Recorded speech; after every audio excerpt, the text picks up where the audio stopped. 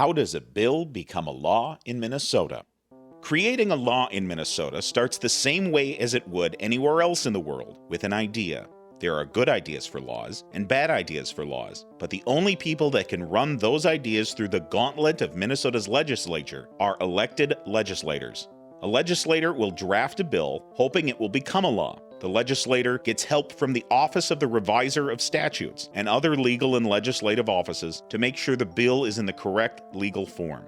Now chief authors have to be found. The legislator who wrote the bill isn't always the chief author. The chief author is, more specifically, the person who introduces a bill to the House or Senate floor. There have to be two chief authors, one in the House and one in the Senate, because identical legislation, called companion bills, will travel through both chambers simultaneously, if they don't hit any snags. We'll start with the bill on the House side. The chief author in the House introduces the bill to the House. If other representatives want to sponsor the legislation, up to 34 of them are allowed to become co-authors. The introduction of the bill to the House floor is called the bill's first reading. There will be 3 readings in total, unless rules are suspended. After first reading, the bill will be sent to any one of the many House committees. A committee is a body made up of select legislators focusing on a specific policy subject, like education or agriculture. This committee will debate the bill, hear testimony from experts and citizens, make changes to the bill called amendments, and then vote on what recommendation the committee should give to the House. The committee can vote to pass the bill to a different committee for further debate and amendments. They can vote to pass it to a committee the bill has already been to because someone thinks that committee made a mistake. The committee can also vote to send the bill to the full House body for a full vote. And the committee can vote to recommend the bill be thrown in the trash. These recommendations are put into a committee report and sent back to the House. If the report recommends further review, the bill is sent back to the committee stage. If the report recommends moving the bill forward, the bill is given its second reading. A bill's second reading means the House floor is told the bill is back from committee and is ready to be put on the House's agenda, called the General Register. Bills wait in the General Register until the House body is ready to take action on them.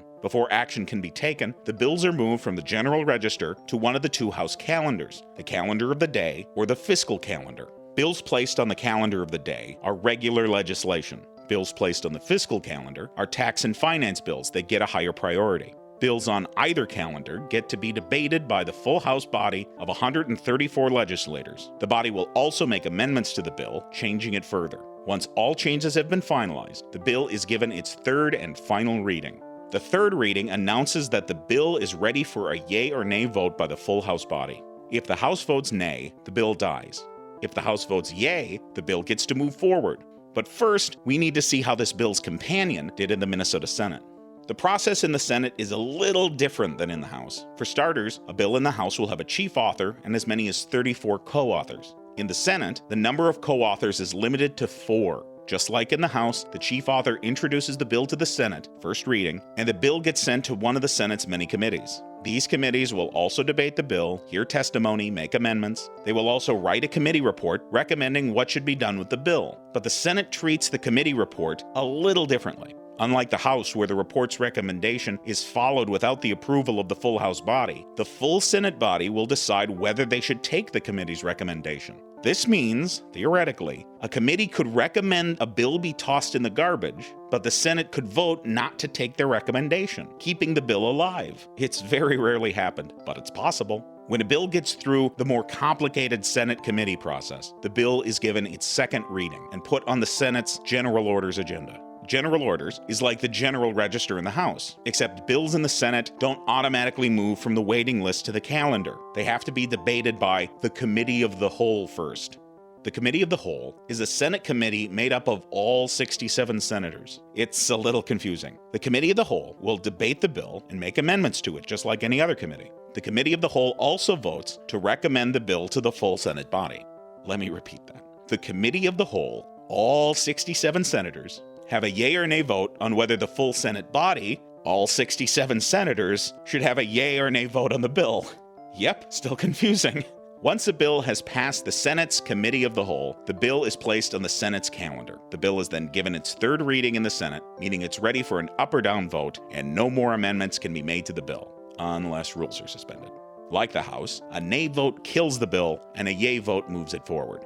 When companion bills get passed through both legislative chambers, their text is compared. If the language matches perfectly, the bills get sent to the governor, but the language doesn't match very often. Changes were made in a number of different committees and by the full body in both chambers. The text of both bills is usually different. When this happens, the bills are sent to conference committee. This is a bicameral committee that works to create one compromise bill, so the same language gets passed by both chambers. 3 to 5 House members are sent to the conference committee by the Speaker of the House. An equal number of senators are sent to the conference committee by the Senate subcommittee on committees of the Committee on Rules and Administration. Seriously.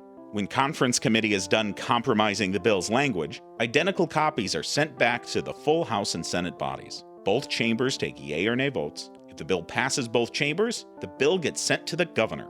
As a check on the power of the state legislature, the governor gets to weigh in on whether legislation gets to become law. The governor can sign the bill and make it a law, or the governor can veto the bill. The governor also gets a number of other options. If the governor does nothing, after 3 days, the bill automatically becomes law.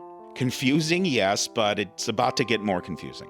If the bill sent to the governor is passed in the last 3 days of session, that wait 3 days rule stops working. Instead, the governor can give a bill passed in the last 3 days of session a pocket veto. That's not signing the bill within 14 days of the final adjournment of the legislature.